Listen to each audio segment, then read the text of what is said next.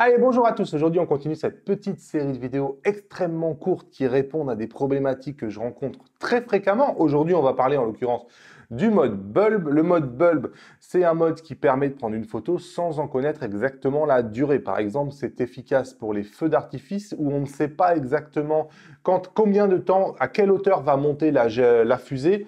Combien de temps elle va éclater? Quand est-ce que les couleurs vont commencer à s'estomper? Donc, on déclenche lorsque la fusée décolle et on s'arrête dès que les couleurs commencent à s'estomper. Bref, tout ça pour dire que c'est un mode un peu personnalisé. On garde le doigt en général sur une télécommande, on lâche le doigt, la photo s'arrête. La durée n'est pas prédéfinie à l'avance, contrairement à tous les autres modes de photo. Et chose que je vois pas mal, par exemple, c'est ça.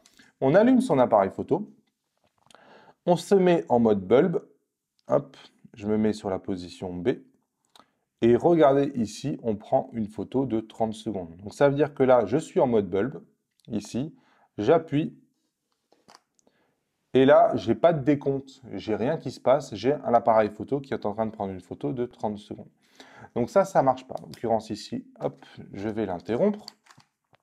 Ça ne marche pas tout simplement parce que le signe ici, 30 secondes, veut simplement dire que nous ne sommes pas du tout en mode bulb, même si ici, on est bien en mode bulb. C'est un peu compliqué, mais en fait, il faut bien comprendre que le mode bulb, il est idiot. Puisqu'il ne connaît pas la durée d'exposition, il ne sait pas quelle quantité de lumière vous devez faire rentrer dans l'objectif. Donc, en gros, ça veut dire que c'est un mode qui va ne fonctionner que si vous êtes en manuel. Il ne sait pas choisir l'ouverture pour vous, il ne sait pas vous assister parce qu'il ne connaît pas ce que vous êtes en train de photographier. Par conséquent, ici, mon erreur, c'est d'avoir une ouverture en automatique. Et si vous mettez l'ouverture en automatique, au lieu, il pourrait, s'il était intelligent, vous mettre un message d'erreur et vous dire « Attention, ouverture en auto, vous n'êtes pas en mode bulb », mais il ne vous dit rien en fait. Et du coup, c'est contre-intuitif. Donc là, regardez, si je viens choisir une ouverture, F4 par exemple, là maintenant, clairement, je suis en mode bulb. Donc ça, c'est vraiment très important à comprendre, hein. Si vous êtes en automatique ici, il n'y aura jamais de mode bulb. Vous êtes restreint à 30 secondes. Vous ne savez pas exactement dans quel mode vous êtes, hein. Pour avoir un mode bulb, il faut choisir une ouverture. Et la vitesse, c'est vous qui allez la déterminer. C'est le temps d'exposition, hein, lorsque vous êtes sur la télécommande.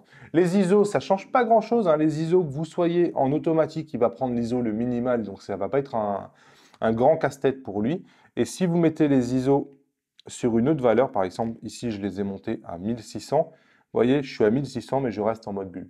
Donc la seule chose à bien comprendre, c'est de choisir une ouverture lorsque vous êtes en mode bulb. Sinon, vous n'êtes pas en mode bulb et on peut le confirmer ici derrière grâce aux indications. Voilà, vous voyez, c'était une vidéo rapide, mais ça va mieux en le disant. Et vu le nombre de gens qui me posent cette question-là, je pense que cette vidéo va leur être utile. Comme d'habitude, vous pouvez me lâcher les pouces levés vers le haut si vous êtes fan de la chaîne. Si vous débarquez chez Fuji, vous avez les conseils de débutants, les 12 conseils du fugiste débutant en cliquant sur les 12 conseils juste ici. Et dites-moi en commentaire, est-ce que vous avez déjà galéré à mettre le mode bulb? À bientôt sur la chaîne. Salut!